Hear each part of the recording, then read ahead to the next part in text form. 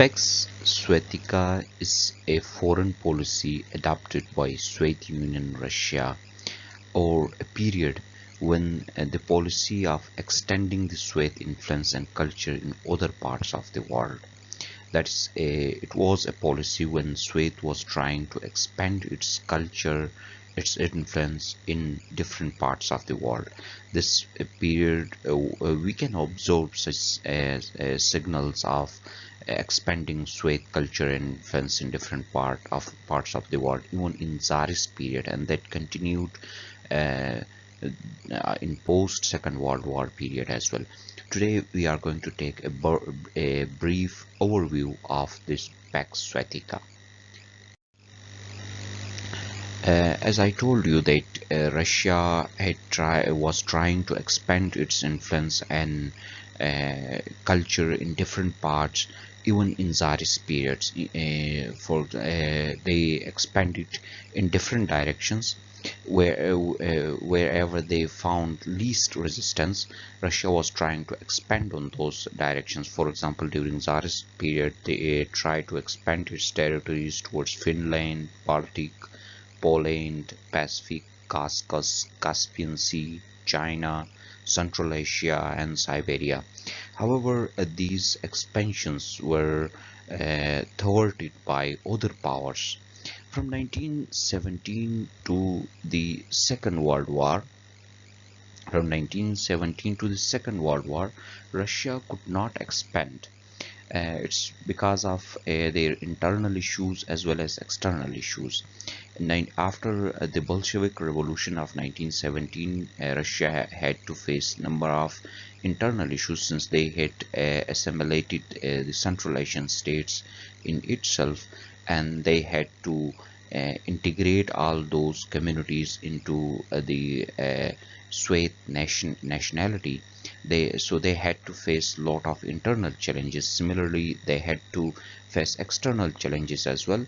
For example, during 19th century, they had to face so many challenges from Britain, and in 20th century they had to face challenges from Imperial Japan, and during 30s and 40s, Axis powers was a major obstacle for Russia to expand. So we can say that from 1917 to Second World War, Russia could not expand much. However, after Second World War, they expand influence in Eastern Europe and Third World countries. In Eastern Europe and Third World countries, they expand their influence in Poland, Yugoslavia, Albania, East Germany, Hungary, Romania, Bulgaria, Czechoslovakia, Outer Mongolia, Manchuria, North Korea, etc. They increase their influence in all those states by establishing communist governments in those states. For example, they established a communist government in Yugoslavia, Albania, Czechoslovakia, Hungary, Romania, East Germany, Bulgaria, North Korea, Manchuria, and Outer Mongolia. And after that, what they did is that they make a communist bloc, and they themselves assume the leadership of communist bloc. So in this way, they put much influence in those cities, in those states. They also try to influence in Greece and Turkey. However, they were not able to expand their influence in Greece and Turkey because of US involvement through Truman Doctrine. When US provide military and financial assistance to those countries, Greece and Turkey, they didn't allow Russian power to insert their influence on these states.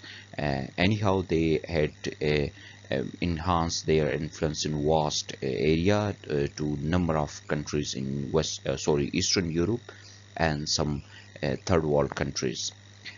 Besides that, they concluded number of treaties with other countries, and by using those treaties, they also increased their influence. For example, they concluded the Treaty of Council of Mutual Economic Assistance with Poland, Czechoslovakia, Bulgaria, Hungary, Romania, and Albania.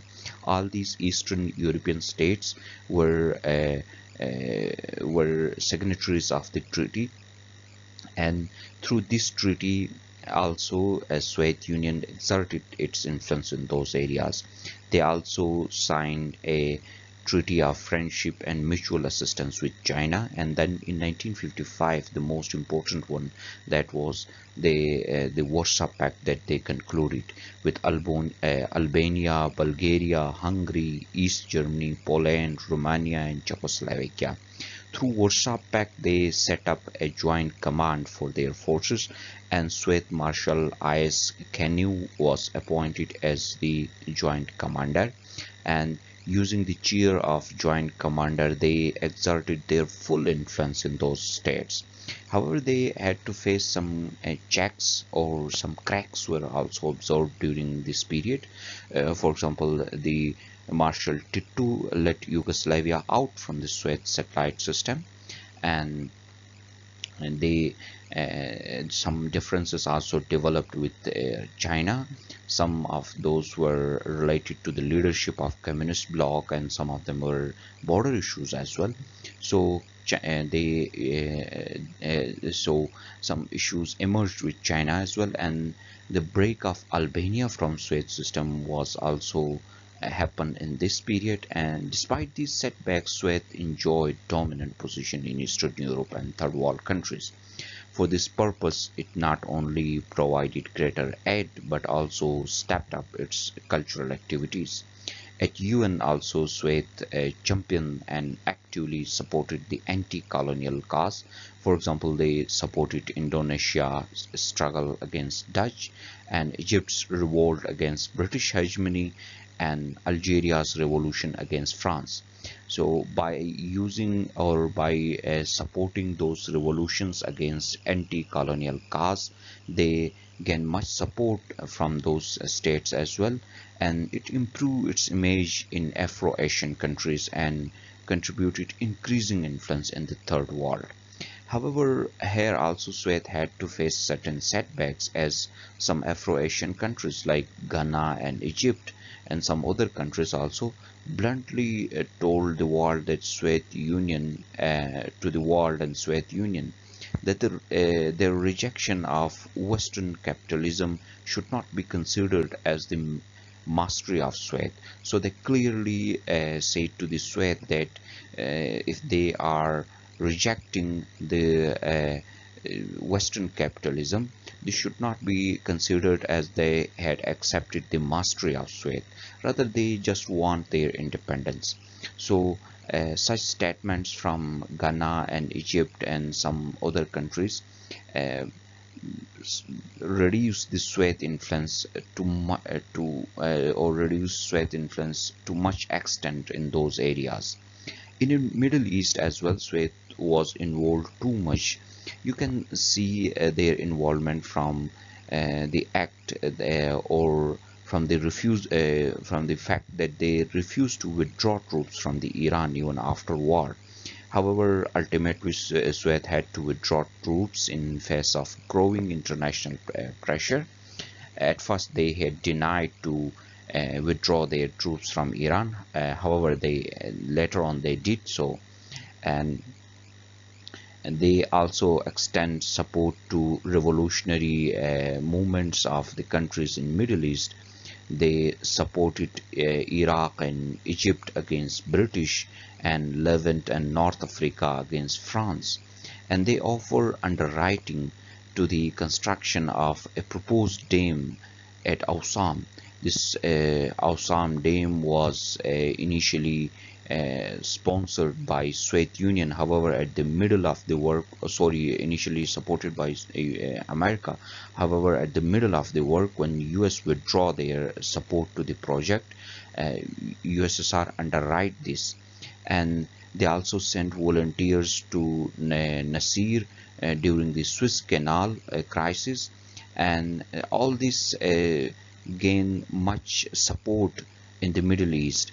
And they also provide support to the Algeria during their revolt against France, and this increased the influence. However, the influence could not last for long, because the countries start suspecting Soviet Union, and the failure to support during during Arab-Israel war reduced her influence in the region, since Arab countries were expecting support from USSR during Arab-Israel wars. However, the Soviet didn't provide much support to them during the wars. This reduced their influence in the Middle East. During 70s, successful Marxist revolution in Afghanistan increased their influence for a short time in Afghanistan, but later on in 1979, when US interfered in Afghanistan, and then at the end of this episode, the USSR was also broken down. Uh, their influence in Afghanistan also came to an end. However, after the Islamic Revolution of Iran in 1979, helped USSR to increase their influence, since the previous government in Iran was a pro-West government, the government of Shah, that was pro-West. And when through Islamic Revolution, the Islamic clerics make their government, they were against United States of America, so this gave them some indirect chance. Anyhow, in 1990s, when after withdrawal from Afghanistan, USSR was broken into 15 pieces, the period of Soviet or the Pax Sovietica came to an end. Thank you for joining. Take care. Goodbye.